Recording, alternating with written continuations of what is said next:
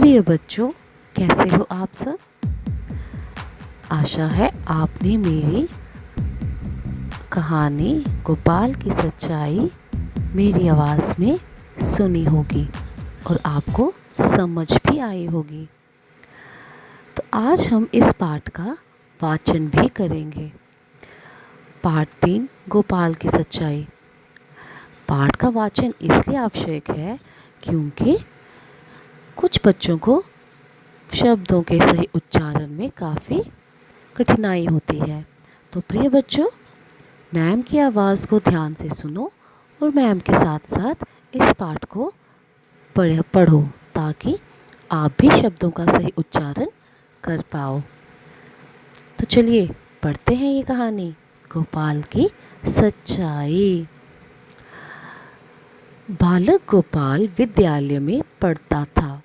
एक दिन कक्षा में अध्यापक ने बच्चों को गणित का एक प्रश्न हल करने के लिए दिया।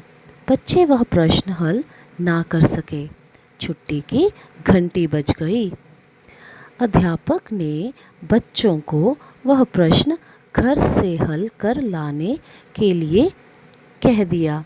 सब बच्चे घर चले गए।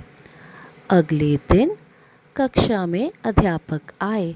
उन्होंने बच्चों से अपनी अपनी कॉपी दिखाने को कहा। कुछ बच्चे तो गणित का वह प्रश्न हल करके ही नहीं लाए थे और जो करके लाए थे उनका उत्तर सही नहीं था। अंत में गोपाल की बारी आई। अध्यापक ने गोपाल की कॉपी लेकर उत्तर जांचा तो वह बिल्कुल ठीक था। अध्यापक बहुत प्रसन्न हुए। उन्होंने उसकी पीठ थपथपाई। पीठ थपथपाई मतलब शाबाशी दी और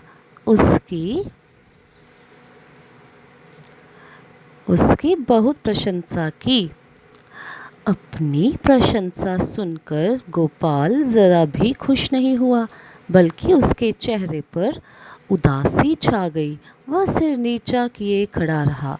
ज्यों-ज्यों अध्यापक उसकी प्रशंसा करते जाते त्यों-त्यों उसकी उदासी बढ़ती जाती। अंत में वह फूट-फूट कर रो पड़ा। अध्यापक को बड़ा आश्चर्य हुआ।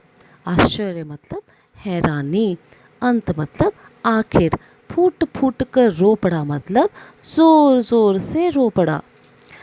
अध्यापक को बड़ा आश्चर्य हुआ। उन्होंने गोपाल के कंधे पर हाथ रखते हुए कहा, बेटा, तुमने तो प्रश्न को सही हल किया है, तुम क्यों रो रहे हो?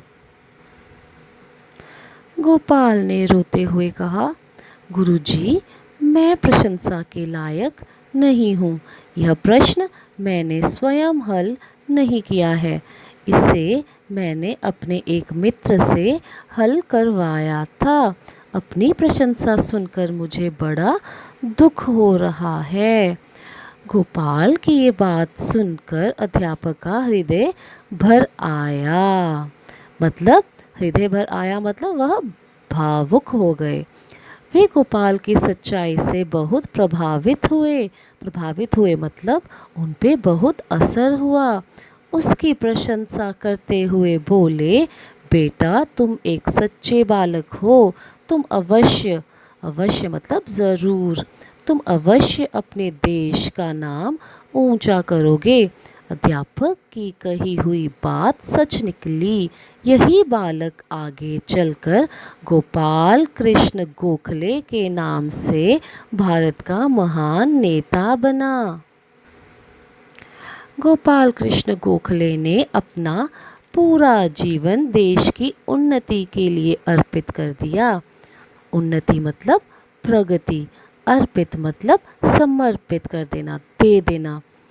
महात्मा गांधी उन्हें अपना गुरु मानते थे और उनका बहुत आदर करते थे। तो प्रिय बच्चों, आपने कहानी सुनी। शब्दों का सही उच्चारण करो और आप भी ये कहानी बार बार पढ़ो। धन्यवाद।